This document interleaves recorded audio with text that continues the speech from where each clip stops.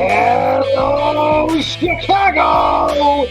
Welcome on in to Chi-Town Weekly here on IE Sports Radio, your direct feed for all that is sports. Adam Karnick with you as we are going to be breaking down all kinds of stuff here in the Windy City tonight. The Cubs had just another rough week. This time dropping 2 out of 3 to the Cardinals over the weekend. Their 9th series loss in their last 10 as the offensive woes just continue. We will break that down. We will dive into that. Is there any hope on the horizon for them? Then over in the WNBA. Is there a rivalry in the making going on now between the Fever and the Sky? We had more controversy yesterday afternoon between Caitlin Clark and Angel Reese. We will break that down and dissect. I'm actually kind of liking the way this is going on. I will explain why as we get into that. And then finally, we got to talk Northwestern, as they're suddenly looking for a new athletic director. I think this may be an example of getting fired by getting promoted. Can that really happen? Well, when it's a huge university like Northwestern, I think sometimes things like that can happen. Plus, all sorts of other craziness on tap for the show here tonight. We'll see what other kinds of trouble we can get ourselves in. You have found your way into Chi-Town Weekly. Do not go anywhere. Buckle on up. Let's have some fun, everybody.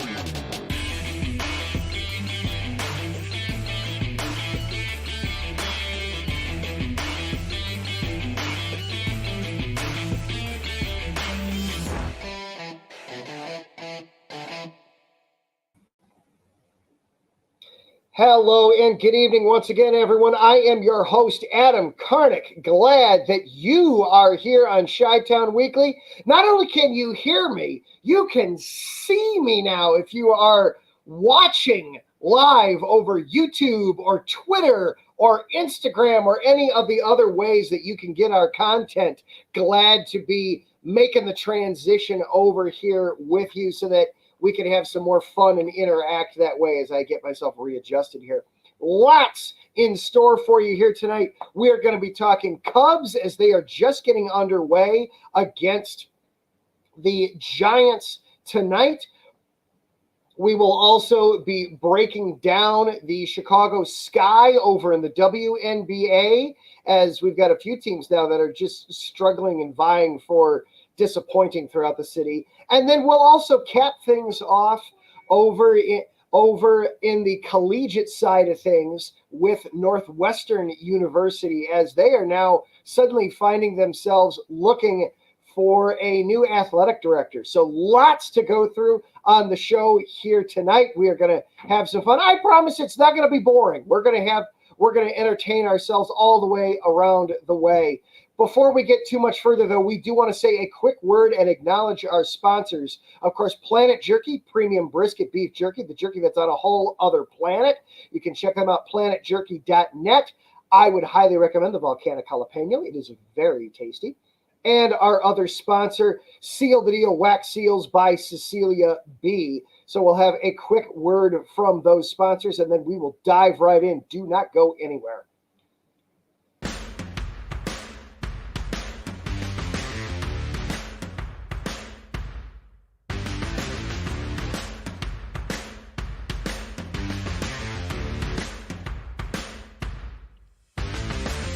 IE Sports Radio fans, this show is brought to you by Planet Jerky Premium Brisket Beef Jerky.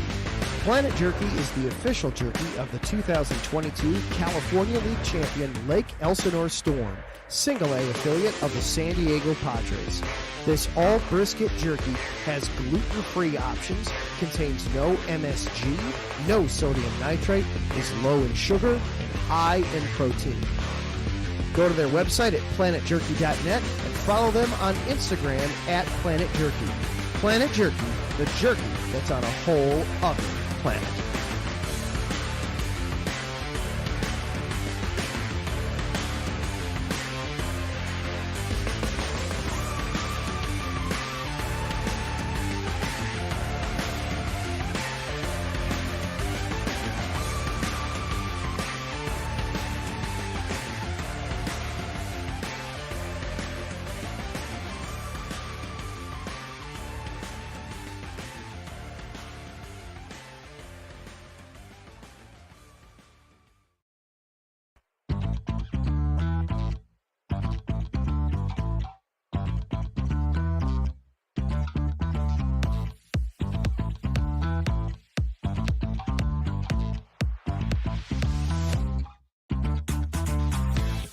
Hey there, IE Sports Radio fans. Be sure to check out our sponsor, Seal the Deal Wax Seals by Cecilia B.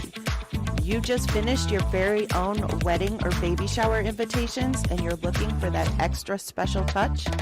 Maybe you just wrote a letter to a relative or a friend and you want to add to their smile when they receive it. Then seal the deal with Cecilia's handmade sealing wax stamps for your invitations, letters, and gifts. You bring the deal, we'll bring the seal. You can find them on Instagram at sealthedeal_wax stamps and on Facebook, Seal the Deal Wax Seals.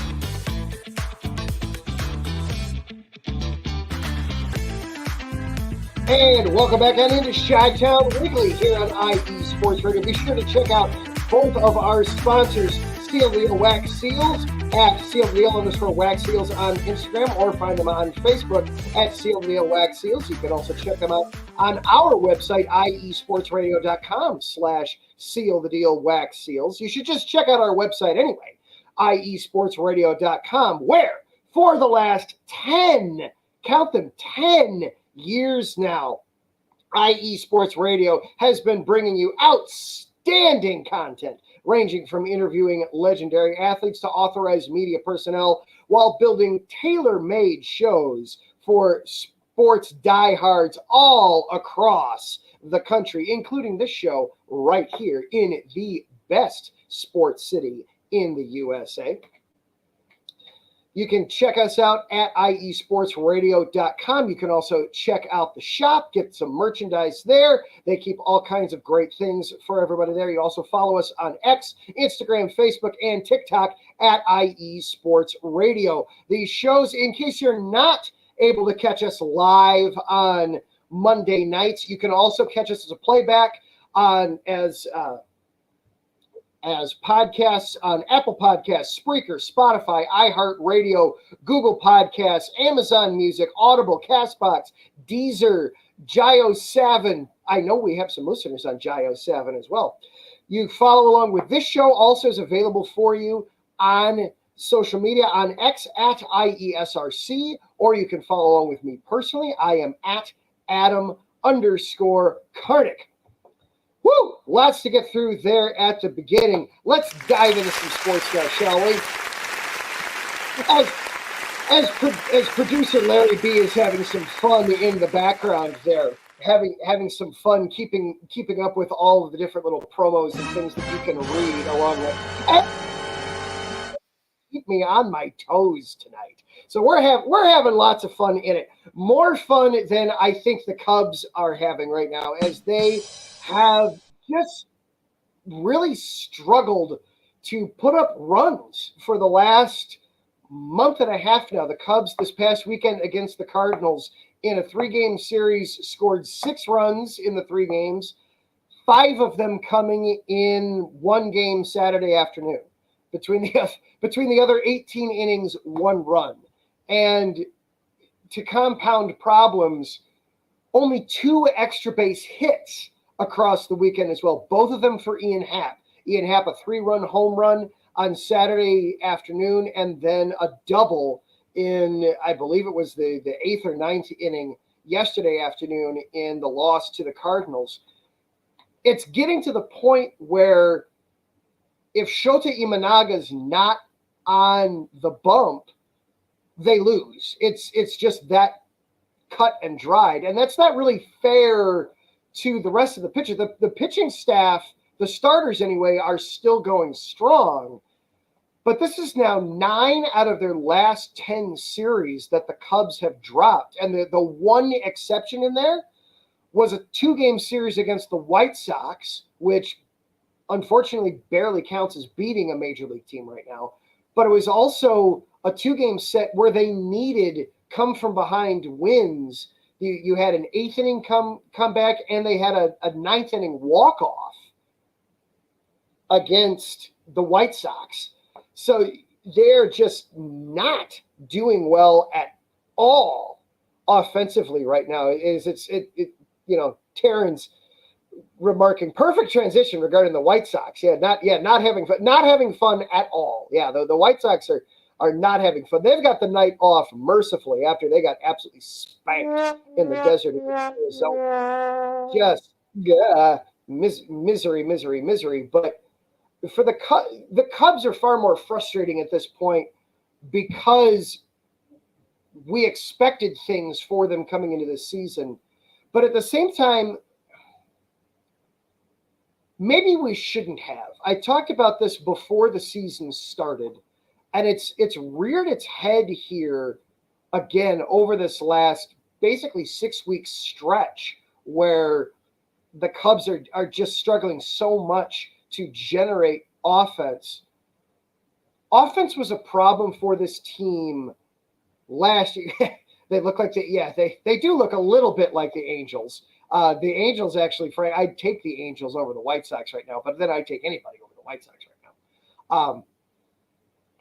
But for the Cubs, we talked about last season how offense was a problem, and it was where's the hitting going to come from? Where's the offense going to come from? And all they did of consequence to help the offense was to sign Cody Bellinger. The only problem with that was Cody Bellinger was here last season, so you weren't really adding anything. You were simply bringing a guy back that was already there. So there wasn't a boost. And in the meantime, you lost Candelario to the Reds. You lost out on trading for Pete Alonso, though he's apparently still potentially available with the Mets. We'll see. We thought that maybe we'd get something from Michael Busch when he came up, and he got off to a hot start. The young rookie. Thank you, Ralph Calise, by the way. Happy Father's Day. Thank you. Appreciate that. We'll get into that a little bit later on in the show. We did have some fun yesterday. My son got to experience a splash pad for the first time yesterday afternoon, so he had some fun. Yeah, the old school. For those of you who are watching, whether it's YouTube or Twitter or Instagram, I am going to put up some decoration behind me. Life has been insane the last 2 weeks.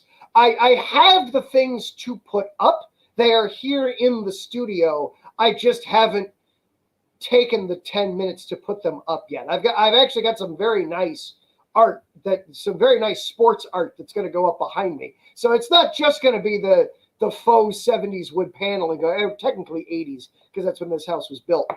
So there will be more behind me as we get going. But for the first visual, just the blank paneling behind me tonight. But for the Cubs, you don't have any offense from anybody. There's just nothing anywhere. And yeah, the Cubs, Ralph, good thing for the Cubs, the National League wild card is so bad it could convince them to add in about a month. There's actually speculation over whether or not the Cubs will add. And frankly, I'm at the point where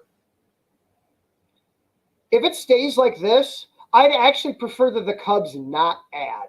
I'd actually like to see them, if this is going to be, I mean, they have found themselves as we enter play here tonight. They are in last place in the National League Central. Literally everyone in the National League Central is in front of them. The Pirates, the Reds. You're now looking up at the Cincinnati Reds in the National League Central standings. That is a problem. If you're a month from now, if you're a month from now, that's still the case. Don't add. Do not add. They've got to have some very hard fundamental questions between Jed Hoyer, the president of baseball operations, his new general manager, and Craig Counsell, the new manager of the ball club, who, lest we forget, we thought that Craig was going to be a big addition and also addition by subtraction by pulling him away from the Brewers. The Brewers, meanwhile, just haven't lost a step. They're still in first place. in the National League Central, as I'm going to pull up the standings right now as we go through this. But it is where the Cubs are at this point is a huge, huge disappointment. Now it's MLB. We've got plenty of time to correct this. We haven't even hit the All-Star break yet. You know, I know we haven't hit the All-Star break yet because I haven't had my anniversary, my wedding anniversary. And I am not being sarcastic here. By sheer coincidence, basically perfectly lines up with the All-Star break. So I know we haven't hit that yet. We're not there yet. So there is time for the Cubs to right the ship. But as Ralph points out, there are just 5 teams in the National League with a winning record at this point. So the National League is a problem overall. But we look at the Central right now, the Cubs 8.5 back of the Brewers for first. They are 2 games back of St. Louis, and then a game and a half back of both Pittsburgh just a half game back of both Pittsburgh and Cincinnati. And I know that you look at the Cubs and you like Pete Crow Armstrong in center field for his defense. You like Ian Happ because of his defense. You love Dansby Swanson and Nico Horner up the middle in the infield for their defense. You love Jan Gomes for what he does for the pitching staff. I understand all these things with the Cubs, but at some point, somebody has to hit.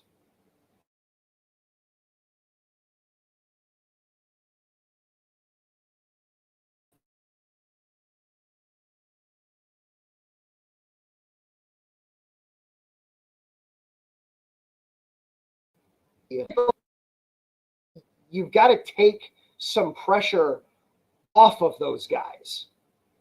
The much maligned Cubs bullpen would look a heck of a lot better if it wasn't always protecting a 1-run lead week in and week out. There is still time as they're taking on the Giants tonight through 2 innings.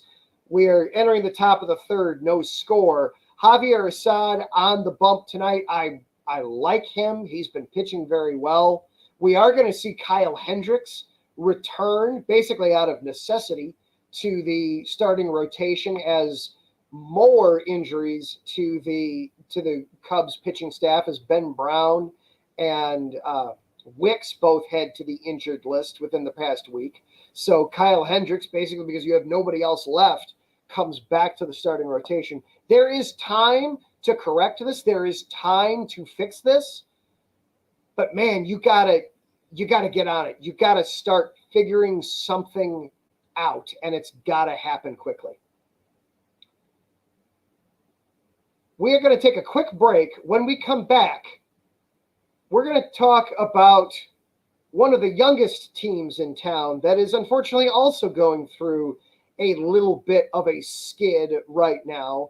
The Chicago Sky are in a bit of a tailspin right now, but we might have the Bruins, the small embers of a new rivalry in town.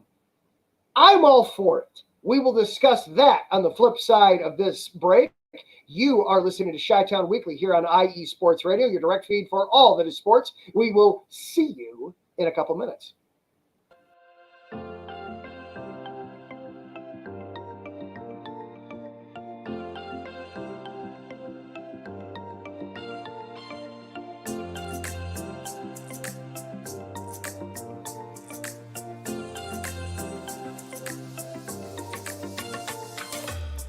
Are you a fan of Buffalo sports? Are you thinking of changing loyalties and becoming a Buffalo sports fan? Do you even know where Buffalo is on the map? Did you know Canada is closer to Buffalo than New York City?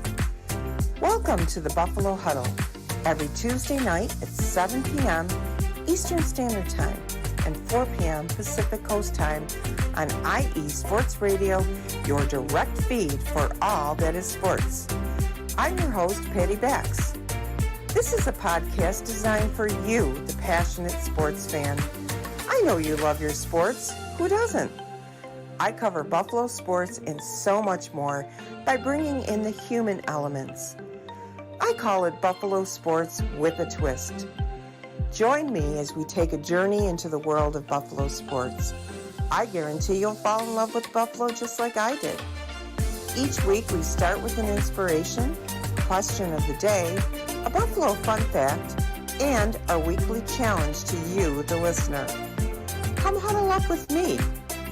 Every Tuesday at 7 p.m. Eastern Standard Time and 4 p.m. Pacific Coast Time for the Buffalo Huddle with Patty Bax on IE Sports Radio, your direct feed for all that is sports. As we say in Buffalo, go Bills!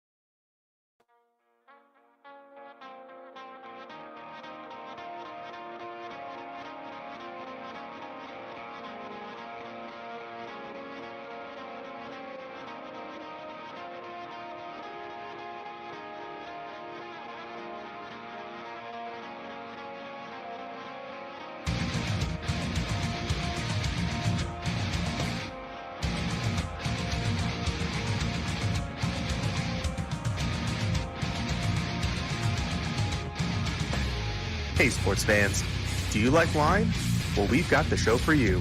This is Let's Wine About Sports, a show where we talk about wine and sports simultaneously. From the classic Cabernet Sauvignon all the way down to the grapes that you've never even heard of before. Oh yeah, we cover it all. And we'll talk about a little bit of sports as well. Football, hockey, collegiate, women's sports, it doesn't matter. We're going to talk about it all, and we're going to whine about it all. So join me Monday at 8 p.m. on IU Sports Radio, your direct feed for all that is sports.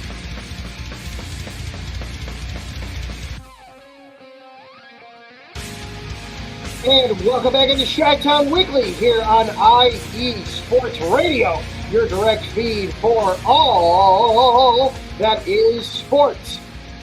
I'm your host, Adam Karnick, with you here for another half hour roughly or so as we dive through the landscape around Chicago sports.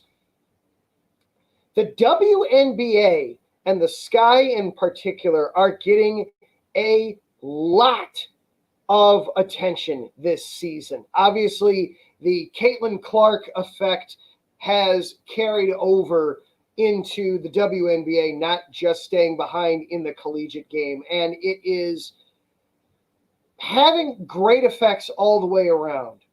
The Sky in particular, though, having a little bit of trouble at the moment. The Sky played the Fever for the second time yesterday, and for the second time lost to the Fever. 91-84 was the score yesterday. We did see some good progress. Angel Reese has continued to be on a tear. Her fifth consecutive double-double, which I believe is a WNBA rookie record. I believe I saw that statistic correctly on there. But the Sky having a little bit of are at a bit of a slog right now in their season. This is now 4 consecutive losses for Chicago and 8 losses in their last 10 games. They got off to a great start, 2-1, that huge win over New York, which feels like it was forever ago. And then I came out after that and looked at their schedule and boldly and foolishly declared that I wanted to see them have a perfect week. Well, since then, in 10 games, they've won twice. Not exactly what we would have liked to have seen from them. We are seeing some individual sparks. I mentioned Angel Reese. Barbie is playing extremely well. She's having great success individually with her box scores. We're also seeing Marina Mabry has been doing very well this season. Kennedy Carter has really stepped up and started playing extremely good all-around basketball for the Sky, but they're not putting it together as a team yet. We're waiting to see them put the pieces together. Camila Cardoso, another one of the rookies who's starting to get into a little bit of rhythm, especially with Angel. But it's starting to show a little bit too, and we're starting to hear it in some of the ways that questions are getting answered or not answered in post game. We had Angel yesterday mention that she's a little frustrated in some of the way games are being officiated, and she mentioned that perhaps some players have special whistles that other players don't have. You had Coach Weatherspoon actually walk out of a press conference on, I believe it was Thursday or Friday. She actually walked out of a press conference and just didn't answer the last question she was asked. So you're starting to see some signs of frustration come through with this team. And they're a young team. And one thing that I got reminded of as I was getting ready for the show today, I was listening to Lawrence Holmes of The Score.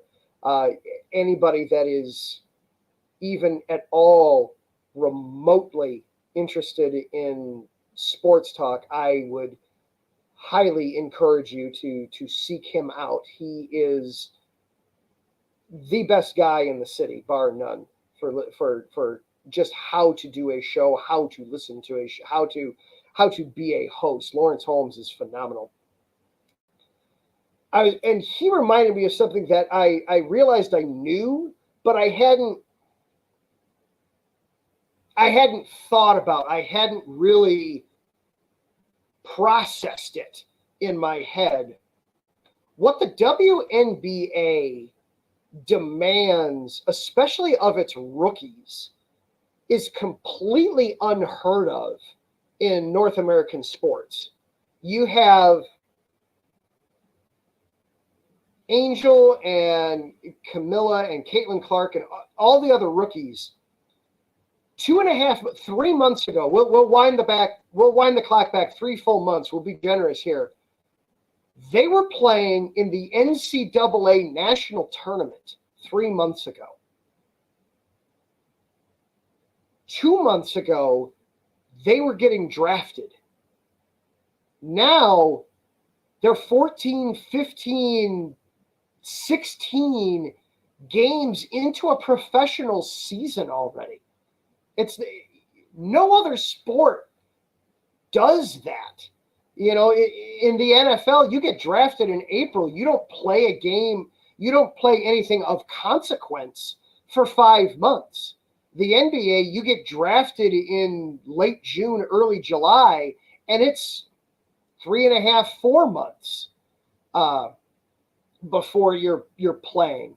The closest thing, ironically enough, my other sport, hockey, the NHL, you can actually wind up playing collegiately, and then a week later, you go from playing in the Frozen Four to a week later, you're playing in the last couple regular season games of the NHL, which that's bizarre and crazy, and just yet another reason why I love hockey.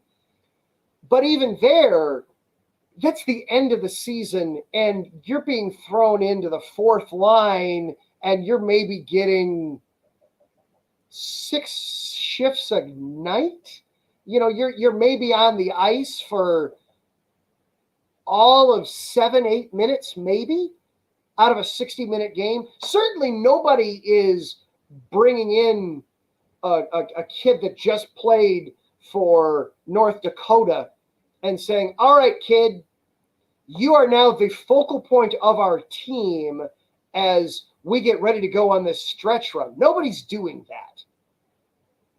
Whereas now you have Angel plays in the NCAA tournament in March. She makes it to the Final Four in April. 2 weeks after that, she's drafted by the Sky. A month after that, she's in training camp, and or more like 2 weeks after that, she's in training camp, and then a month after that, she's starting the regular season, and she is the new focal point for the team. That is totally unique to the WNBA. So it's understandable. You don't want to hear any of the players say this because it would come off just sounding like an excuse. But you can understand why the players might be a little tired, why they might be having a hard time finishing games or having a hard taking a little bit to get their sea legs going a little bit, as they had a first quarter the other night where they mustered all of 10 points against the Washington Mystics of all teams. There's a team you don't want to be losing to if you're a WNBA team. You want to talk about bad. The Washington Mystics are not good. Now let's talk about the game that was yesterday and what might be happening and might be budding here, as producer Larry B is right on point with the little banner here. We might be seeing, it's not a flame yet. I'm not even sure if they're embers yet, to be frank. But we're seeing some sparks. We are seeing, not the Los Angeles Sparks, that's a different conversation. We are seeing the beginnings, though, of what I think is a rivalry. But Angel Reese and Caitlin Clark, they, of course, had history in college. Camila Cardosa as well. They all had some history together in the collegiate game. And we have seen some tough, hard-fought games between these two teams, the two times they've met up. We've seen some stuff outside the lines. Kennedy with the elbow, with the people's elbow that she gave to Caitlin Clark. We've seen stuff within the lines. Yesterday, Caitlin Clark, in case somehow you missed it, we'll get into that in a second. Caitlin Clark was going up for a layup. Angel went up to defend it, missed the ball, got Caitlin in the head. It was called a foul on the floor. The referees immediately went to the video, reviewed it, and determined that it needed to be upgraded to a flagrant one. First of all, I wholeheartedly agree with the referee's decision. Absolutely. That was a flagrant foul. You needed to upgrade it to that. Along with that, though, I don't have a problem with it. And here's why. It was a basketball play. Caitlin was going hard to the basket. Angel was going hard to the basket to try to defend it. Angel went for the ball. She missed. Unfortunately, she got Caitlin in the head. It was a basketball play. There was no ill will. There was no dirty intent there on the play. It was all above board. It was a hard foul. You got her in the head. That is a flagrant. You have to live with that. Don't complain about it afterwards. It was what it was. One of the things that my co-host Zach and I on Tuesday nights when we host Neutral Zone, one of the things we talked about early on when we talked about what do we love about sports, we talked about rivalries, and we talked about what makes a rivalry. And one of the ingredients that we came up with was you have to have some controversy. You have to have some bad blood, some bad history. We're starting to see that here a little bit. And we're also starting to see Angel in particular, Angel Reese, buy into it. She breaks out a brand new custom set of shoes for the game yesterday that are adorned with all the Joker artwork, which, being a comic book lover, I appreciated. The Joker smile wasn't my favorite, but all the ha-ha-has and the purple, I loved to see. I loved that. I loved the idea behind it and where it was going with it. We also saw Angel at one point yesterday. She sank a free throw, and then on her way back to play defense, she just, gave a little shush to the crowd down there in Indiana. We're starting to see some things bud there. It can't really turn into a rivalry until Chicago. Now you've got to hold up your end of the bargain, because you've played the Fever twice. They have 5 wins total in the season, and 2 of them have come against you. The Indiana Fever are 3-10 against the rest of the WNBA. They're 2-0 against you. You've got to fix that, Chicago, if you really want this to be a rivalry. But I think the ingredients are there, and I am excited. They play again at Wintrust Arena on Sunday afternoon. I am excited to see what's going to come of that. I have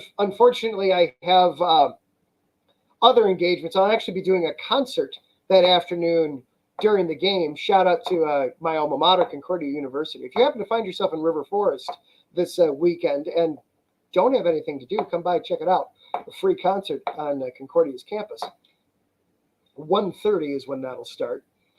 But so I won't be able to watch it live, but I am very excited to see how it will be handled in Chicago, how the crowd responds to it, how the crowd reacts to it, and how much attention it gets. The hit yesterday has gotten attention. We've seen it talked about on a national stage. Stephen A. Smith talked about it this morning with the 4-Letter Network. I don't personally care for him, so I didn't listen to what he had to say about it. But the fact that he is carving out time for his nationally televised sports show to talk about this game and this play and this budding rivalry, I like it. I'm not used to Chicago necessarily being the villain, and I don't know if that's necessarily the role that Angel is ultimately going to wind up in. It feels like it right now. But if that's what she wants to be in this, I'm okay with that. I'm cool with that. Just back it up and take this game on Sunday so that we can have a new rival. You want to grow your league, you want to grow your team. Having a rival does a lot for that. So I am excited to see how that goes. I want to see the Sky. First of all, I want to see them end this streak, which they're off now until Thursday when they play host to Dallas. Dallas is also struggling. Dallas is just 3-9 on the season. So hopefully the Wings can prove to be the thing that will help cure the Sky of their trouble a little bit. And hopefully maybe just frankly having a couple days off now where they can rest for a little bit will help them along. But I am very excited to see Sky Fever Part 3, this time in Chicago, and see how that goes down.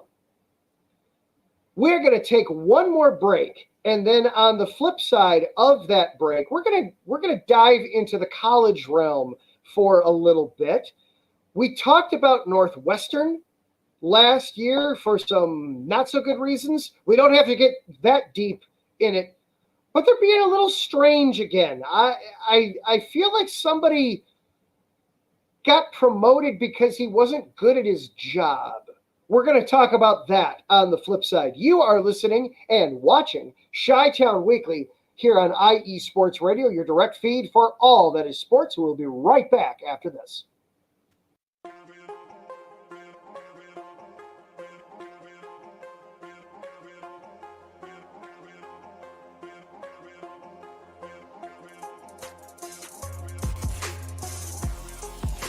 Hello, ladies and sinners. Hello, sports fans around the world. Hello, IE Sports family. This is Cale Henderson, the host of IE Vegas, the Sin City Sports Show, presented by IE Sports Radio.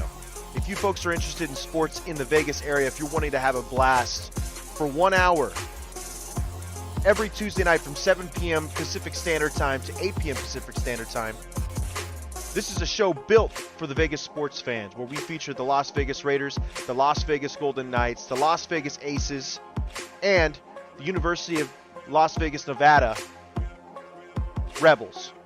Hopefully, fingers crossed, MLB team coming soon. Either way, if you folks are looking to have a blast for 1 hour each and every week, tune in Tuesday, 7 p.m. Pacific Standard Time to 8 p.m. Pacific Standard Time. If you folks are interested in Vegas sports news, go to our Twitter at SinCities_IESR, and you can speak with me, the host, Cale Henderson, at Cale_Henderson on Twitter at any time. Be happy to reply. Always want to reach out to our fans. Again, the Sin City Sports Show, presented by IE Sports Radio, your direct feed for all that is sports.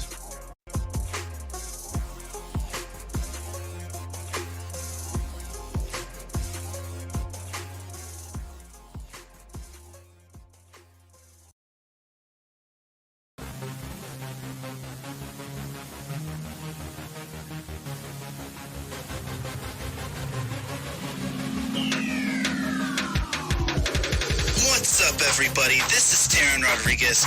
Are you a fan of volleyball? Are you a fan of Thunderous Spikes?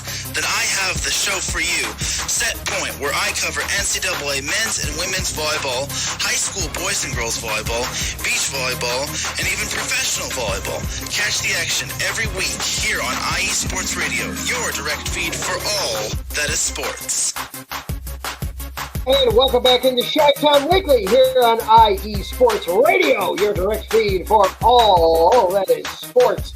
Adam Kernick with you here for just a few more minutes, about 10, 15 minutes or so before we wrap things up tonight.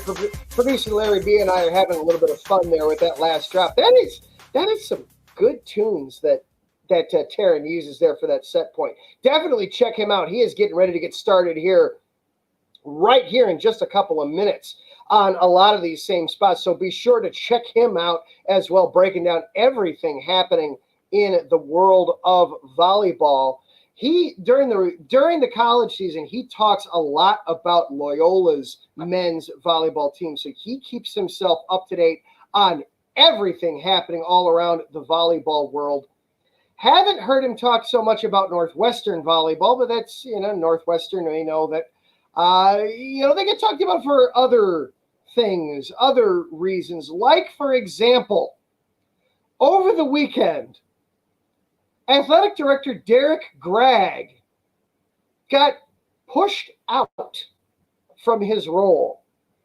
Officially, I'm not even sure whether or not they're considering this a promotion or it's just if it's simply a lateral move, pushing him into a new role.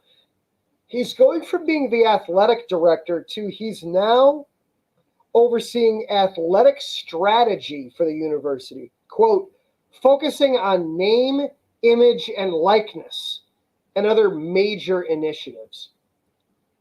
He only just got the job 3 years ago as athletic director. So this is kind of a strange time to be doing this. And of course, this is fresh off the heels of last summer's scandal in the football operation and with the baseball team and all the ugliness that was going on there.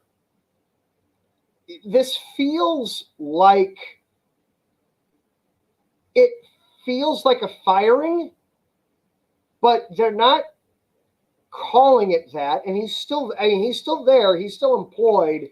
It reminds me a little bit of when the Cubs oh gosh, what would that have been now? 12, 13 years ago, told Crane Kenny, they took Crane Kenny from being the team's general manager and pushed him over to focusing solely on the business operations, where it was you're just going to be the bean counter, you're just going to focus on the money side of things, and we're going to bring in Theo Epstein so that he can bring in the actual talent. And it worked out, obviously, in that regard. We'll see what it does for Northwestern. Obviously, it's going to depend on who they hire. There is no word at this point who they're going to hire. I do understand partly, though, why they're wanting to kind of create this position. Obviously, everything, the entire college sports landscape has changed so drastically over the last 12 months, where the name, image, and likeness, the transfer portal being wide open and players constantly moving around and shifting around and chasing all around. So I understand why you'd be creating a position where you're wanting to focus on things like name, image, likeness, NIL. So I do understand that a little bit, as he's going to be trying to focus on ways for the university to generate as much revenue as possible. Heck, that might even include some gambling initiatives, since that's legal in the state, and they're trying to make that potentially legal to do on collegiate sports in Illinois. So there's all kinds. So I understand why you're wanting to have somebody there focusing and looking at that role. I just find it very interesting that it was your athletic director that you only hired 3 years ago and has basically been trying to put out fires for the last 12 months, basically. So it's an interesting move. We'll see how it pans out for Northwestern. Who knows? This could wind up becoming the norm. This could wind up being something that kind of everybody, all the major universities now start doing, creating these new titles, these new roles, specifically to try and build up your name, image, and likeness, because this is not going anywhere. Let's be fair. Larry, I know you're not a huge fan of what has happened with collegiate sports over the last 12 months. And it has changed the landscape dramatically. And it does need attention. It does need some guidance, some direction. I've heard a lot of different coaches and analysts describe it as the Wild West right now in collegiate athletics, that you're not only are you recruiting incoming freshman classes every year, you're having to recruit your own guys year in, year out, day by day, in the hopes that they don't leave. So I do understand why a position like this could be useful and beneficial and frankly necessary, because name, image, likeness is not going anywhere. Players, for the first time in collegiate athletics, frankly, players are empowered. They have power and control for the first time ever, and they're learning how to use it. I don't really have a problem with that. And I also, though, I don't have a problem with universities figuring out how to work within those new parameters. What I don't want to see is it going back to everything being done in an exploitative way, where everything's being done off the backs of these players and the players get nothing. And the players absolutely and they lose all the power that they have since regained. Larry, college sports is becoming a spectacle. Well, I mean, it is entertainment. It is a viewing spectacle, but I know what you mean. It's gone from being something serious to it's gone from being the NFL to being WWE. With who would be Vince if let's roll with this. Let's roll with this analogy for a moment. If this is now WWE, who's Vince McMahon in this? Because that's part of the problem with the NCAA is you don't know who's in charge. That's ultimately the problem with this whole thing. Is you really have no idea who's actually in charge. Roger Goodell.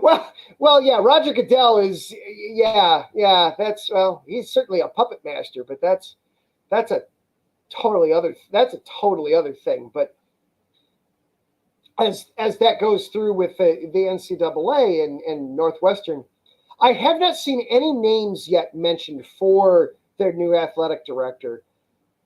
For what has been a somewhat insular and insulated university, it could be interesting to see them look outside, possibly even outside of the Big Ten, to bring in a new athletic director. I would not be surprised, frankly. I would not be surprised if it's somebody from say Stanford, one of the Pac-12 schools that is now isolated and lost and adrift as that Pac-12 conference basically just explodes and has a fiery death. I would not be surprised if it's somebody from there. It would definitely behoove them to look in that direction to bring them in, whether it's somebody from Stanford or trying to think of some of the other displaced schools out there as I'm doing this off the top of my head. Right in the middle of the show is a great idea to have an idea, right? That's a perfect time for a lightning bolt of an idea to strike you. So you haven't had any time to look anything up or prep it.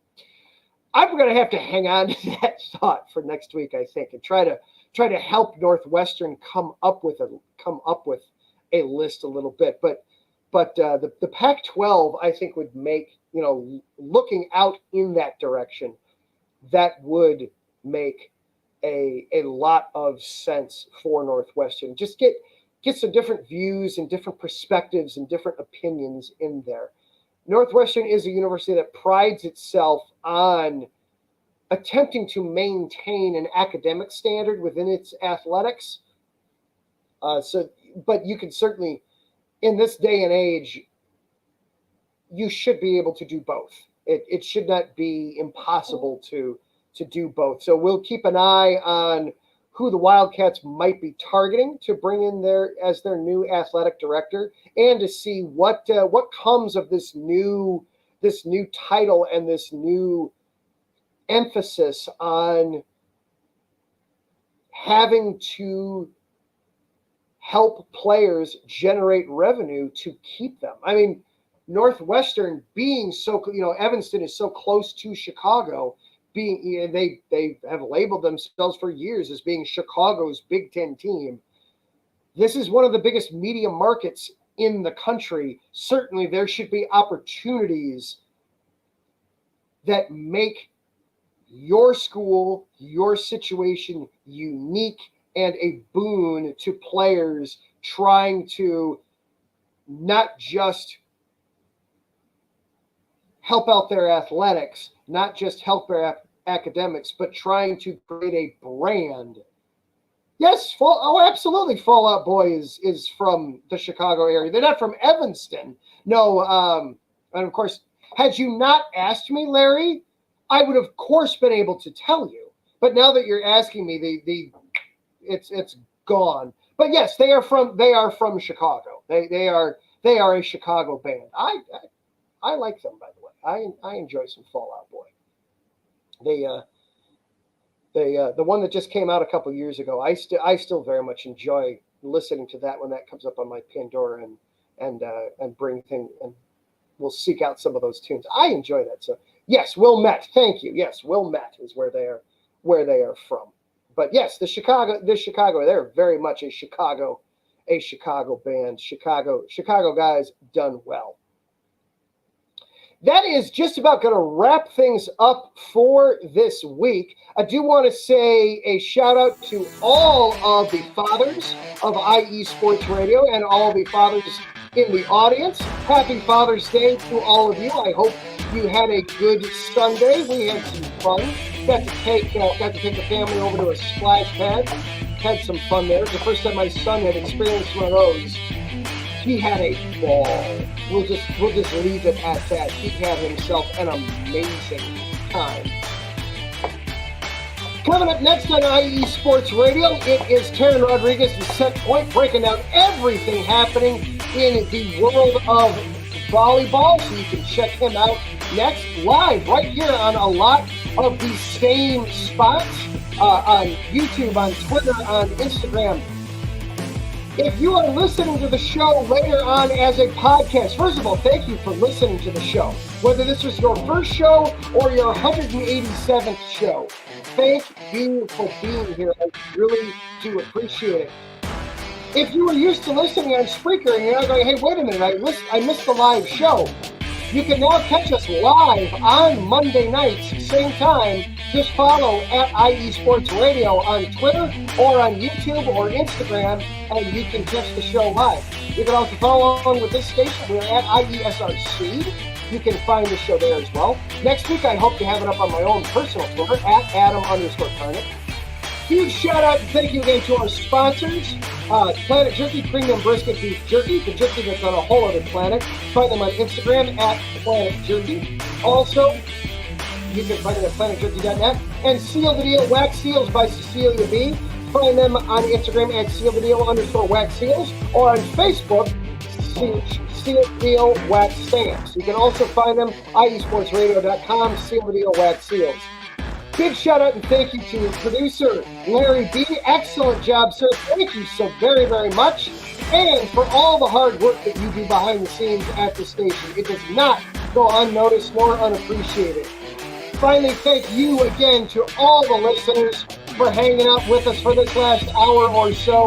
I hope, again, whether this is your first show or your 187th, it did something for you. Whether it entertained you, it gave you a state for an hour, or gave you something new to think about. We will see you next week.